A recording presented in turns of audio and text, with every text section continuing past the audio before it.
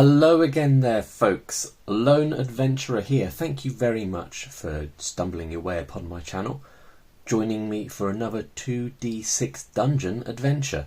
Now it's been a while since I have bought Toby Lancaster's table stuffed epic dungeon crawling game to the channel.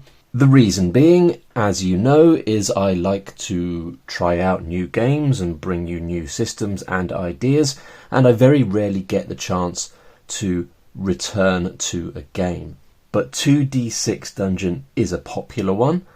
It's a game that I know a lot of people out there will be glad to see me bringing back to the table. And also I've got some new 2d6 Dungeon resources hopefully winging their way to me very, very soon. And that's going to include the Lair expansion. Actually, I think that's maybe a two-part expansion. There was an original Lair expansion, and there's just been a new one released, so it's Lairs 1 and 2. I might be wrong about that. And also the 2d6 Realm, which is a huge supplement to this game that allows you to take your adventurer out of the mega dungeon in which the original game is set and out into the world, and you can do all sorts of things and it looks really cool. Originally I wasn't going to get myself a copy of that. I just thought 2d6 Dungeon is already huge, already more content than I realistically have time to experience. But the more I've seen of 2d6 Realm, the more awesome it looks. And so that's the reason why I'm bringing this back to the table today. I wanted to progress my character a little bit further, dive a little bit deeper into the 10 level dungeon in which it is set, and also I guess to mentally prepare myself for the Lair and the Realm. So what we're going to do in this new series of videos is play through a level. It will be level 4, since I have just finished off camera level 3. Here's my original level 1. I forget what the theme of that one is, I haven't written it down. Then we've got level 2, which is the domain. I played that off camera. And then level 3 here with a significant decrease of art quality. I just wanted to play through and experience the game and not spend too much time with the map drawing. And I'm afraid that's what I'm going to be doing today as well. So I'm not going to be producing a nice map on this occasion. I'm just going to be smashing it out and drawing an uninspiring little map like this. I'll probably hatch between the rooms just to make it a little bit clearer as I'm going, but that'll be it. So today is going to be level 4, and between levels I believe the idea is that you can leave the dungeon and go out into the world and do other stuff. So once we've got our character Bane through level 4, hopefully he doesn't die during that process. I have just had a look at some of the level 4 monsters, and like this one for example, the Zordian Shade, has got 50 HP, which is somewhat terrifying, and all sorts of maneuvers and interrupts, and the few monsters introduced for level 4 are all that scary looking. But anyhow, if Bane gets through level 4, then we will take him out into the world and experience some of 2d6 Realm, because by that point hopefully it will be in my hands. So we have got our character sheet here. I'm just going to clip this in. Not too much to report really in terms of the character. I've taken Bane up to level 3, giving us 30 HP, which is pretty cool. 30 is also the max HP. I think previously I made a note over here for the max. I might do that again.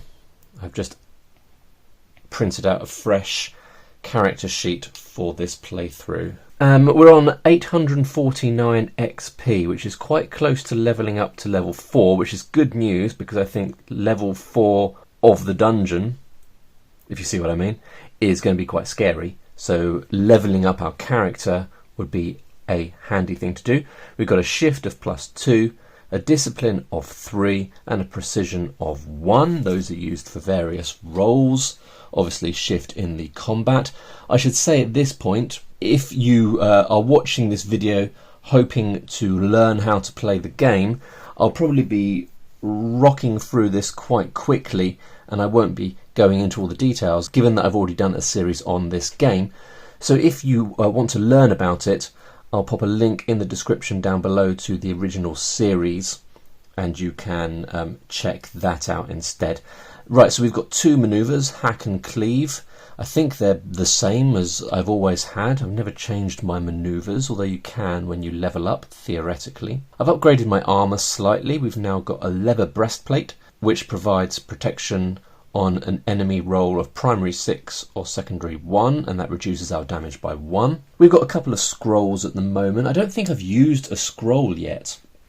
I was reading just before recording this video how to use scrolls, but I've got a feeling that we will be using them.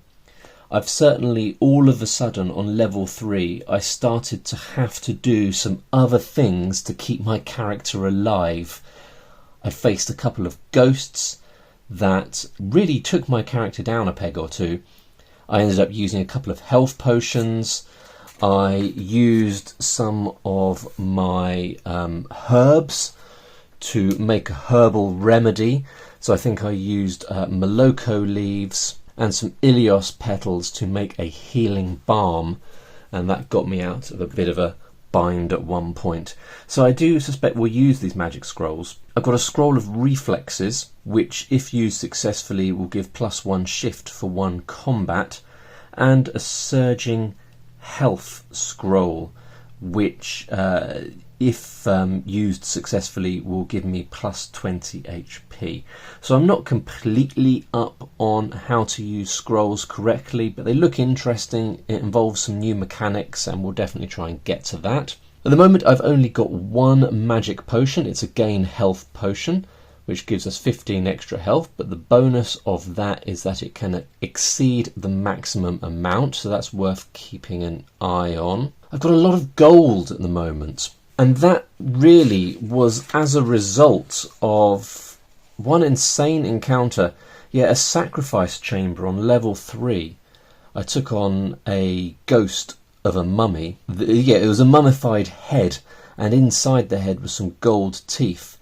And I had to roll 3d6 to see how much gold. It was 3d6 times 10. And I rolled a large number and got 160 gold, which was absolutely nuts. Hopefully I didn't make a mistake there. It seemed almost too good to be true at the time. In fact, I'm going to check it right now. Yep, I totally got that wrong. It wasn't 3d6 times 10, it was just 3d6. So I need to subtract 144, I think. 144, this is too much maths for early on in the video. I think that leaves me with 51 gold. Okay, so not quite as insane as 195 gold, but 51 gold is still pretty sweet. 94 silver, 14 copper. I've also found a couple of gems. I found some pearls and some garnets. That's quite useful. Favour of the God, that's been quite slow going. I haven't gained much favour of the gods, and I haven't attempted even once to call in any of that favour, so I've completely forgotten how the gods can benefit. Each god provides a different bonus if you call on their favour, but I haven't been looking at that. But we might get to that, especially if we start to increase our favour points a little bit. I've got a couple of throwing axes, including one with a +3 damage bonus. I actually used a throwing axe on the previous level for the first time. It was very useful. It allowed me to get a head start on one of those ghosts. Unfortunately, I lost the throwing axe. I did have 3. I lost the one that I used. There's quite a high chance of losing an axe. I think it's you definitely lose it if you miss in some way. and there's a 50-50 chance of losing it even if you hit, something like that. But yeah, we might be using another one of those. And then I've got a whole bunch of small items here, some of them in pouches. Certain items, basically, if you think this item would get lost in your pocket or would get all mixed up and messy, you have to put it in a pouch or a bottle if it's a liquid. I've got 2 spare pouches, 1 spare bottle. I'm putting a brackets P if the item is in a pouch. So the Moloko leaves, for example, is in a pouch. The pumpkin seeds and the spores are all in pouches. Now, some of these things, we've got a few hubs here. We've got Dancoma stems, Scarlet Oriavatus, and some Moloko leaves. Now, I don't know if those can be combined into a herbal remedy of some kind. I haven't really looked.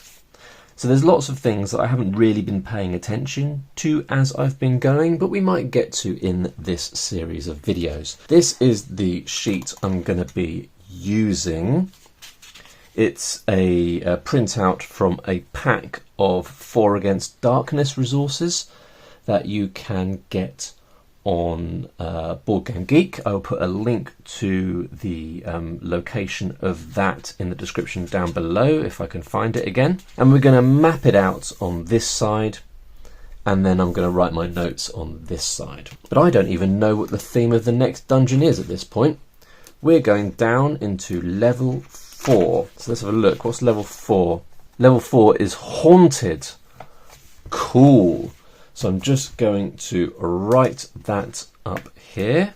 I know for Halloween, I think it was last year, Toby released a Haunted House supplement. I think I might have downloaded it and be building up to printing it out. It might be sitting in my queue, my DocsZoo queue. I use doczoo.com to do a lot of printing. There may be a link, an affiliate link down in the description below for that if you're in the UK and you like to print stuff out.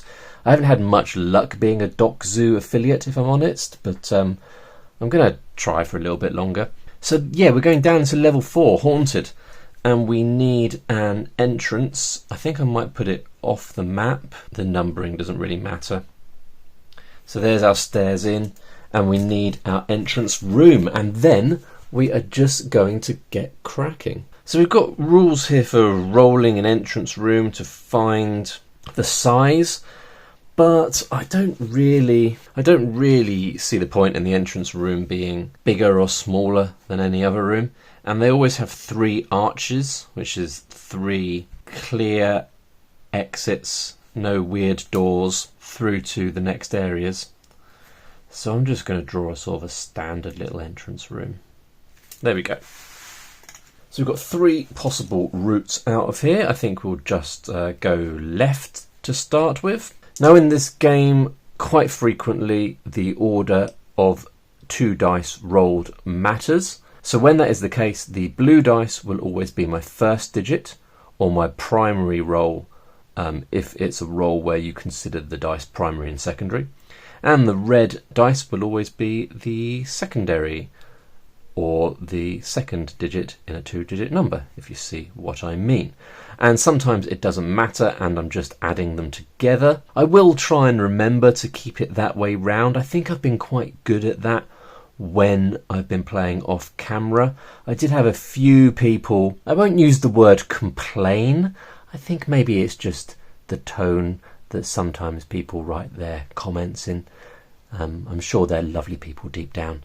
But I did have some people highlight me periodically switching the order of the dice in the previous playthroughs. I think I'll try not to do that this time. First roll we're going to do here is going to be to find out the size of the next room. When I do that, the blue dice will always be the X size and the red will always be the Y. Here we go. 2, 4, so quite a modest, manageable room there. I'm going to push that up against the side of the area because firstly I just like to do that. Secondly, if a room goes up against the edge of your delineated area, it means you can try and roll for an exit from the dungeon complex so that you can go back to town and do various bits and pieces. I'm not going to do that roll now, but we can always come back here and have a go at that roll later. At least that's the way I've been playing it. Before I draw the rest of the room, we need to know how many exits there are. 4, I believe that gives us 2 exits. Yep, a 1 is no exits, 2 to 3 is 1 exit, 4 to 5 is 2 exits, and 6 is 3. So we need 2 exits. So I'm going to put 1 going up here and 1 continuing on this way. Now the type of the exits will be established by the room that we've got here. I've already made a mistake, haven't I? That's upsetting, and I'm not using my nice pen.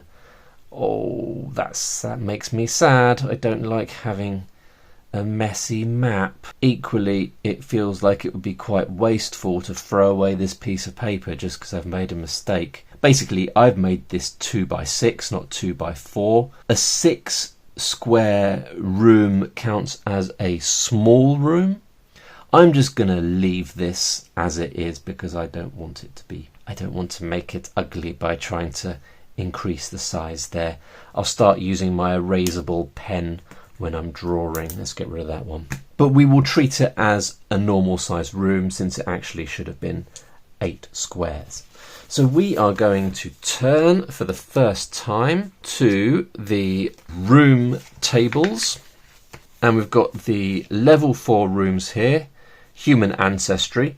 All of these dungeons are human ancestry. I guess eventually in the future Toby might make some different themed dungeons. And this is a D66 table, which means we roll our 2 dice and we treat the blue as the first digit and the red as the second digit. 53. So we're going to turn to the second half of this table, and here we go. 53 is a metal altar. In the centre is a large metal altar. On it is an ancient symbol. Below it some crushed petals. It is dedicated to a god. Roll on GOT 1. You can make a correct offering for 1 favour point. Roll on IAUT 2. And we've got wooden doors, and this is a unique room. So let's draw those doors in first. We've got a little door diagram down here. I was pretty sure I knew what wooden doors was, but just to show you that this is here, wooden doors look like that. So when we go to move on to the next room through this room, there is a chance that those doors will be locked. I'm going to be keeping notes of what rooms we go into over here. So we've got this index at the back. I will usually cut out of the video me looking at the index, but just this first time, or you'll see it again if I forget. Let's just have a look. That GOT1 is God Table 1 on page 15. Just pop that little thank you note from Toby and Joe in there. You get very dedicated bespoke service from these folks. They pack the games themselves and always pop a little thank you note in. Alright, GOT1. 1 is Grakada the Core. Okay, so we're getting a favour point for Grakada the Core if we can make a sacrifice to them. And Grakada likes stone, rock, earth, sand, coal, forged metal. Makes sense with the forged metal altar. Or diamond. Now, do I have anything? I think I might have a stone. Yes, I've got a small stone. So I can leave the small stone on the altar. And that means we get an extra favour point for Grakada, which is pretty cool. Now, with that done, we are also going to roll on IAUT2, which I think is like a random event. Yep, that is an interruptions and the unexpected table. Hang on, that's number 1. Oh, where's number 2? I think number 2 is in the section for levels 3 and 4. So each pair of levels has a new interruptions table. Here we go. Another D66 roll. 35. At first, you didn't realise that there is a concealed wall here. Behind it, you find a small chest. Make a precision check. PC9 brackets 1. Oh, I'm going to have to check what a precision check is. If you fail, a blade shoots out and causes d6 damage. Inside there are 2 purses of coins. Let me just check for precision check rules. Okay, so we have to roll 2d6, add on our precision, and we have to roll over the target number. So PC9, we have to roll 2d6, add on our precision and get more than 9. And the 1 in brackets means that we only have 1 chance at doing this. My precision is 1. 6, add on 1 is 7. That means, unfortunately, we fail. A blade shoots out and causes d6 damage, but presumably we can still take the stuff in the chest. It doesn't say otherwise. It just says if you fail, a blade shoots out and causes d6 damage inside our 2 pouches of coins.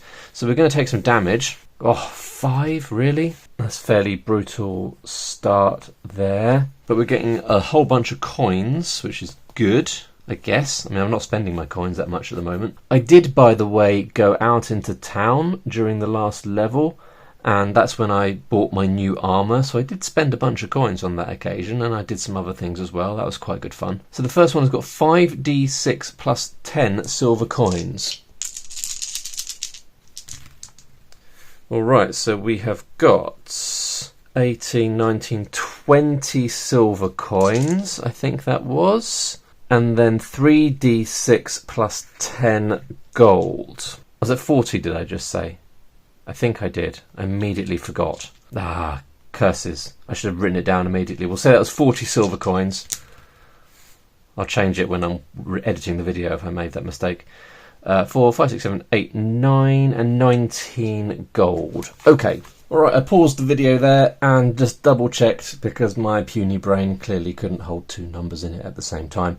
I've updated my silver to 114, it was actually 20 silver, and my gold to 70. And I think that is us done with this first room. So we can go on to another room. Now these doors here we will have to check to see whether they are locked.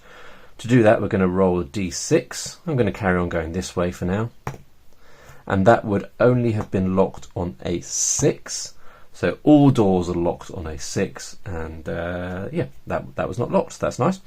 Let's roll to see what the next room size is. 2 and 4. So once again, I'm going to put this up against the edge. It's going to be too wide. Let's see how many doors we've got.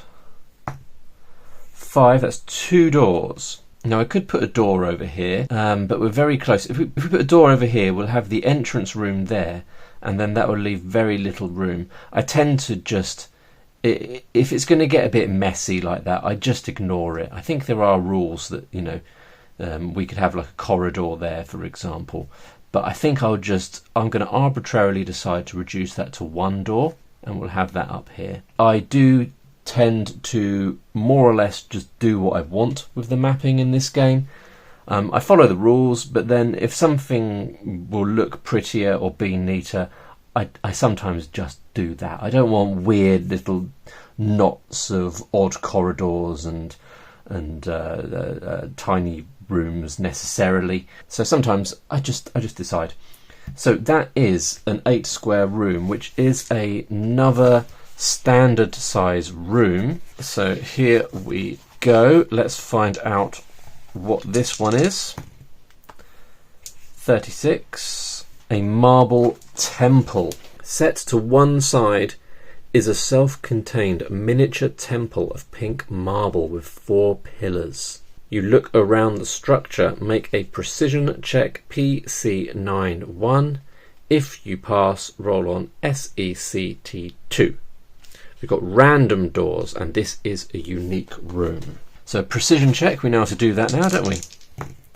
That is obviously a fail. So we're not getting to roll on whatever that mysterious table is. We do need to check for the next door. We've got a random door table here for level 4. It's another D66 roll, so we've got 45.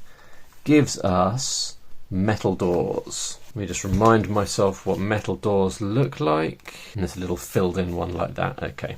Alright, that was fairly uneventful. Let's go through this way, roll to see if the door is locked. 3. Nope, that's all good. The door is not locked. Metal doors are locked on a 4 to 6. That is not the case. Let's roll for the next room. 5, 5. Now, if you roll a double number, you re-roll and add on the next numbers as well. So it's actually a 7, 8. So quite a chunky room. That might be a big room. I'll have to do the brain maths in a second. So we'll have that up against the edge like there. So this is going to be dead space. Okay, so that's going to be a pretty huge room. Let me remind myself what size it has to be an official large room. 32 squares. So this is a large room. Now, how many doors are we going to have out of this room? Just the one door. Now, the thing is here, what we've got going on is this is going over this door here. I'm not going to have anything here, so we'll say that that door there is blocked. We don't know where that goes. We will put the onward door going up over here. Well, let's find out what's in there. We've got a separate table for large rooms. Here it is. This is a D12, so we're rolling the dice and adding them together. 5. Paper nests. Giant paper nests hang here. The insects are long dead, but out of one of the nests bursts a giant rat and attacks. If you survive, roll an IAUT2. We've got reinforced doors and it is unique. So I need to remember to take a corner of one of the paper nests because certainly one of the gods likes offerings of paper. So we've got a giant rat. Let me just mark the reinforced door. Yep, that looks like that. Okay. And we need the giant rat. 7 HP, only 12 XP, so not the most thrilling fight. +1 shift. Oh, I can get a rat tail without becoming bloodied. I guess that's good. I'm not sure what rat tails are handy for. Interrupt, jump away on secondary 4s. One of my manoeuvres does have a secondary 4, so we need to watch out for that. Then the rat's manoeuvres are a vicious scratch on 2-3 and a bite on 6-5. The rats in the crypt levels have been affected by the grim soup of magic and toxins that pollute the many dark places. Lusting for fresh meat, they attack when they see you enter. No doubt they do. So we've got our combat fatigue and shift adjustment tracker over here, and we get to attack first, and we're just going to go for it. Let me just write down how much HP the giant rat has. And here we go. 2, 3. Oh, that's almost a direct hit, isn't it? Now I've got 2 shift, which means I can shift this 2 to a 3, and then this 3 to a 2. And that means that I can successfully hack, which is D6 damage. 4. Taking the rat down to 3 HP. Then the rat's going to attack back.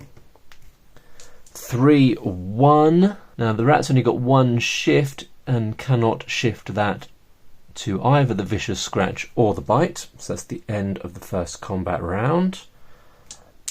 I attack again. Bane attacks again. 6, 5. That's pretty rubbish. I cannot shift that to either of my manoeuvres. And 3, 6. The giant rat cannot shift that to either of its manoeuvres, so that's the end of the second round of combat. No damage done from either side. This is me again. 2, 1. Now I've still only got 2 shift. But we can shift that to a hack because we can shift the 2 up 1 and the 1 up 1 to 3, 2, meaning we can do a hack. 2, taking the giant rat down to 1 point of damage. Ratty attacks back. 1, 5. Yep, can't do anything with that. On to the 4th round of combat, at which point both of us get +1 shift. 2, 5. So I've got 3 shift. So I don't think I can shift down to a hack. I'm going to have to shift down 1 there to a cleave, which does d6 minus 1 damage. 6, that'll do it, won't it? 6 minus 1 is 5, but the rat was only on 1 health, so the rat is defeated. We're going to get 12 XP, taking me up to 861. We get a rat tail, not sure what to do with that, but we'll note it down in our small items. So let's turn back to the room. If you survive, roll on IAUT2. Here's IAUT2. 15. You look up and see there are some chains hanging from the ceiling. From one on a hook hangs a body. If you have some way of reaching the form, you can loot it. Either way, you realise the room has been trapped. Now, I don't think I have any way of getting up there. I'm not sure what ways the game provides. Maybe you can get like an extra jump thing or something, or if you have like a hook. Who knows? But I'll make a note that it's in here. You never know, we could come back. But I don't think we can loot that body right now. But we need to check this trap. L2TR. Here's our trap table. D12. So that is 10. A spear shoots from the wall. If you have the long sword, you can deflect it. Otherwise, lose D3 HP. That's going to be half of d6, so that's 2. So we are losing 2 HP to this annoying trap, taking me down to 23 HP. Rightio, that's this gigantic room done for now. We need to see whether this... is it a metal door? No, it wasn't, was it? Reinforced. So reinforced doors are locked on a 5 or a 6. Ah... Did they go off camera? I'm not sure. It was a 6, unfortunately. So that door is locked. We don't have any lock picks. You can hang about and wait for a patrol to open it, but there's no need for us to do that right now because we can go back here and see what's through this archway here. So let's do that. 5-5. This is going to be another mega room. So 6, 9. How many doors are we going to have in this room? 1 door. So I guess we'll put that up the top again. If we keep getting these mega rooms, it's going to be quite a short level, which is scary. The thought of going on to level 5, having not leveled up my character much, is daunting. But I guess we'll be going out into the realm, won't we? And maybe there's opportunities, I'm sure there is opportunities, to level up your character out in the realm. So this is going to be 1 door. We'll put it right on top. Definitely a large room in terms of the table we'll be rolling on. Level 4 large rooms. 6. Underground stream. There is a river here that the construction must have revealed. If you use the water, roll on this as a patrol comes. Now I think you can use water to clean off blood if you've become bloodied. I don't have any real reason to use the water, so actually nothing's going to happen in here. We'll make a note of the underground stream. We've got wooden doors here, a wooden door. It's not a unique room. I might just double back this way and go and see what's through here. 3, 5. Maybe I will do this because 3 long takes us over to here. I was tempted to use a little bit of corridor and then do 3, 5 like that, but given these gigantic rooms we've just rolled, maybe we'll just have it be small. So 3 along the x-axis, and then the 5 for the y is not possible because of this big room here, so it's going to be sort of stumpy, which is going to make it a small room. Let's just see if there's any doors out of it. That would give us 3 doors, but given how small the room is, I'm going to just put one door. And then we're going to turn to the small rooms table for this level, D12, not D12, 2D6 rather, hence the name of the game. 5, urn room. In the centre here is an urn on a pedestal. If you search it, roll on URL 2-2 and then roll on L4P as a patrol comes along. I think we could probably take on a patrol right now. I quite like the idea of having a fight, famous last words, and then increasing our XP as a result. So we will. We are going to search the urn. Let me just make a note of this being an urn room. And we're going to roll on URL 2-2. Here we go. 6, 7, -2 is 5. There is half a silver cross worth 2d6 gold coins at the bottom. 2d6 gold coins. So it's worth 8 gold coins. When something has a value, I tend to put it in brackets after the item. Sometimes I also put page numbers in there as well. Like for this rune here, I got something called Pote's Rebound Rune, and the details of that are on page 28. You can apply runes to weapons in town when you go to town. So I'm just waiting for our next trip to town in order to see what the deal with that rune is. Right, so now we need a patrol. L4P. So that sounds like a level 4 specific thing, so I reckon it'll be here. Yep. Level 4 patrol. 5. Ooh, that sounds like one of the big things. That's one of the big things. That's one of the new enemy. Oh my goodness, is this bad news? Ofilit. I think this is bad news. So it looks to me like this thing could really take me down, and if this video ended prematurely with the death of our character, that would be a shame. 32 HP, but we get 210 XP. It's got +2 shift, some treasure, interrupts, padded shoulder on primary 5s. We do not rely on primary 5s, that's good. Swinging forearm on secondary 3s and 6s. That's good as well. Neither of my manoeuvres has a secondary 3 or 6, so we can completely ignore the interrupts. 2 manoeuvres, one quite low numbers, one slightly higher numbers. Grating Claws does D6 +2 damage. Crushing Grip does D3 +2 damage. Ofilit are ancient giants of the old world, returned to the deep caves as undead beings, only to find the dungeon in its place. They wander the tunnels confused, aggressively seeking their lost home.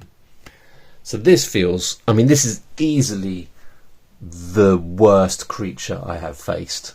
So how are we doing on health? We've got 23 health. I could use my gain health potion, but now we're in combat, it would replace my action. Let me just double check to make sure we can use that potion at any time during combat.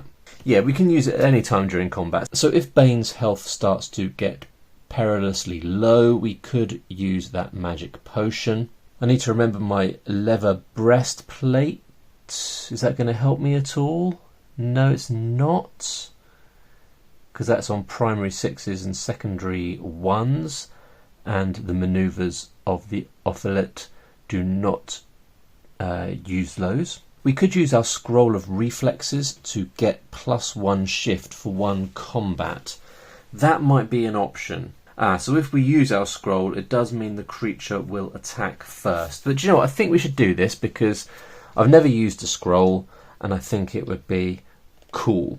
Definitely handy to have +1 shift. So this is how the scrolls work. We've got to roll a double on our 2 dice. We can use our discipline, which thanks to a fancy ring that I've got is +3. What's the name of that ring? Oh, have I not copied it onto here? I missed it off. I've got a ring. I put it in my additional notes. I'll find it on my old sheet in a minute, but it gives me +1 to the discipline. So I've got +3 discipline, and that works in the same way as a shift. So for example, if we roll a 2 and a 1. We can use one of our discipline to increase that to a 2, thereby having a double, which should allow you to successfully use the scroll. Now we have got some dispel doubles. Oh no, we haven't for the scroll of reflexes. For my surging health, for example, you can't use a double 4, but for this one, anything goes. So there's nothing left to do other than roll the dice and hope for the best, really. Hey, and we have rolled a double. Now, if this was a spell that does damage, because I'm relying on a double 1, I would only do half damage. But actually, now that I think about it, I'm not sure. I mean, I've got discipline, so theoretically I could just increase that to a 2-2. Am I right? Do I have to stick with my double 1, or can I increase that to a 2-2? Probably someone will be able to answer that in the comments below. But either way, a double 1 will allow us to successfully use the scroll of reflexes. So I'm going to cross that out. But for the entirety of this combat, we get +1 shift. And that is going to be very handy. So let's do this. Let's have a go at fighting the Ofilit. Just make a note of it here. And it's HP. 32 is fairly significant.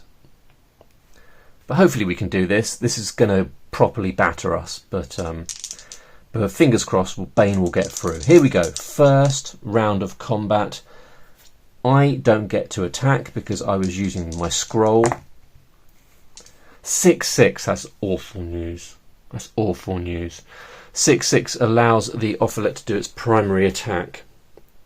The Ofilit charges its oddly domed skull, striking you hard in the chest, winding you, causing you 2d3 damage. I'm not sure why 2d3 and not just d6, but 5 halved rounded up is 3,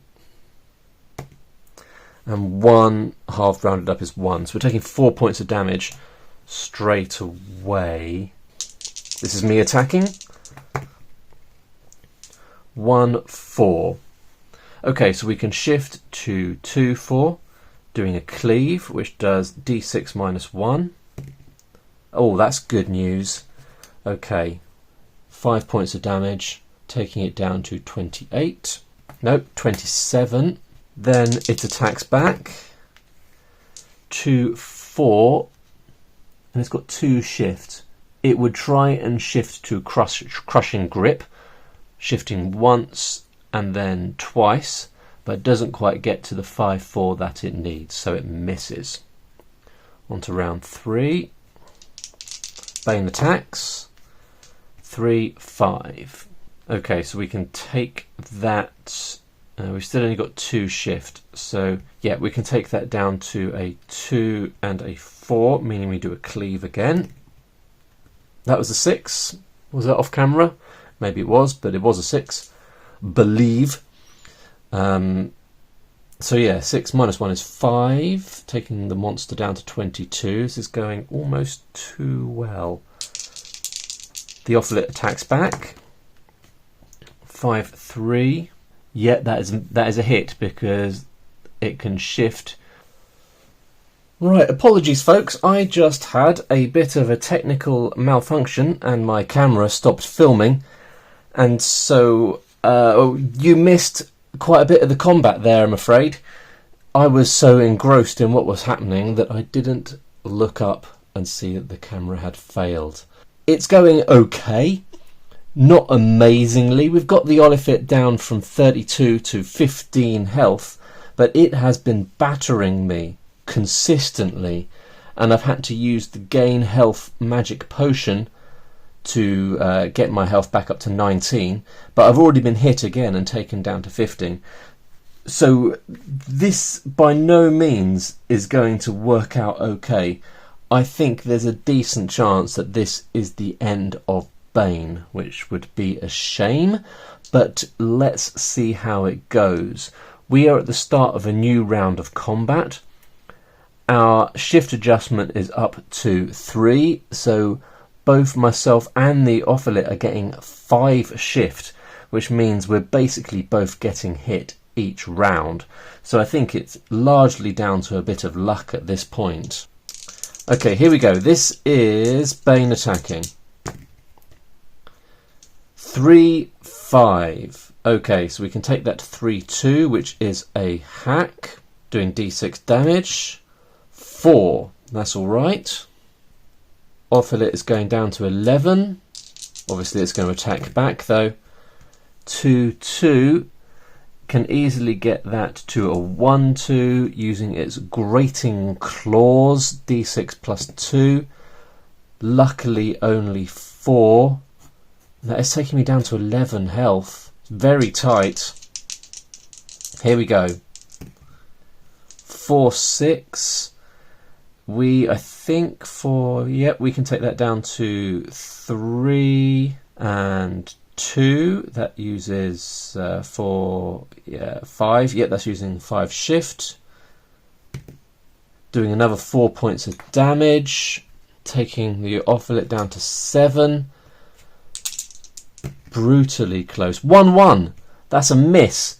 That's a mishap. Fantastic. This might have saved Bane's life. The Ofilit wildly swings its fist against the wall and some stone comes down on it, causing 2d3 damage. 1, damn it. 1, for goodness sake. Okay. 5. Well, I mean, it's better than being hit. Better than us being hit, isn't it? But, I mean, that could have gone a lot better for us. Okay, so we attack again. 1, 2. We can comfortably get that to a hack. I won't bother changing the dice. Oh, 2 points of damage. An absolutely brutal round of combat that's going to leave Bane just in a really ropey situation. 4, 5. 1, 2, 3. Yeah, can't get to the grating claws from that, but can shift that to a 5 and that to a 4 to use crushing grip, which is d3 plus 2. So that's 2 plus 2 is 4 points of damage, taking Bane down to 7. Good lord. Bane attacks. 2, 1. We can get that to a hack quite easily. 1 point of damage. Absolutely brutal. Well, I bet you're glad that I didn't manage to film this whole round of combat now. I mean, if you're still watching, congratulations. The Ofilit attacks again. 3, 2. 4, 5, 6. That's insane. Down to 1. 1 point of health. 1, 4. We can get that to a hack, I'm sure. Here we go. 3. Oh, wow.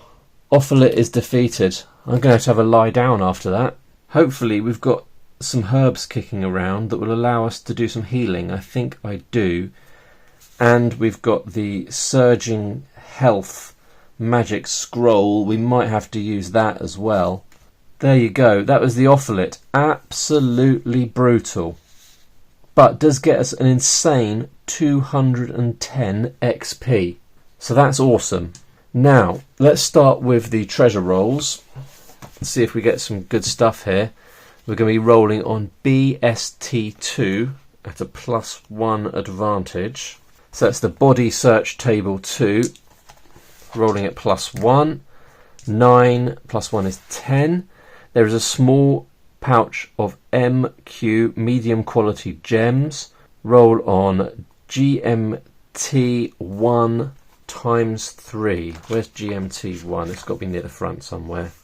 Yeah, here it is. GMT1 times 3. So we're getting some gems. That's pretty cool. A sapphire, another sapphire, and an emerald. Awesomeo. They're probably worth quite a lot of money. But we'll just put them here. That was, what was it? 2 sapphires and an emerald. What else? A torque worth 3d6 gold coins. Not sure what a torque is. Someone in the comments tell me what a torque is. That's worth 3d6 gold. So that's 12. And then we get 210 XP. taking me from 861 to 1071. And that means we get to level up. So we are going from level 3 to level 4. That's good news. That's very, very good news. I think we get some health straight away. So we're going from level 3 up to level 4. Ooh, we get some different maneuvers. 2 level 2 maneuvers is what we're allowed.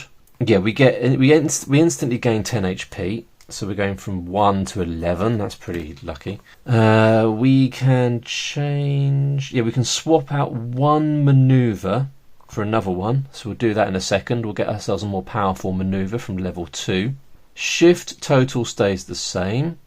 Discipline total stays the same. Precision goes up to 2. And HP baseline goes up to 40. So our max HP is going up to 40. Our precision is going up to 2. And we're going to improve one of our maneuvers. This is good news. So yes, the Ofilit almost killed us, but it has helped. It has helped a lot. Right, so our weapon is a great axe. So here's our level 2 maneuvers. I might have a little look myself, and then I'll just tell you which one I'm going for and what my reasoning is. Right, so looking at my options here, we've got, I'm tempted to go for something really powerful. The Grand Arc, which you have to roll a 5/5 for, gives you d6 plus 6 damage, which is bonkers. But you would have to roll a 5/5.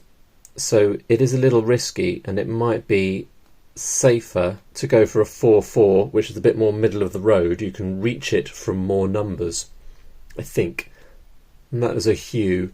And that gives d6 plus 4. So I might go for that. I will replace the cleave with a Hue. So immediately one of my maneuvers is going from d6 minus 1 to d6 plus 4. Super duper. Bane may be on death's door. However, I'm all of a sudden feeling a little bit more confident. We might do some healing at the start of the next video, but I think I will leave it there. Hope you enjoyed this first session into the haunted level of our mega dungeon. I'll see you in the next one. Are you looking forward to 2d6 Realm as well? Maybe you've played it already. I know people have their digital copies.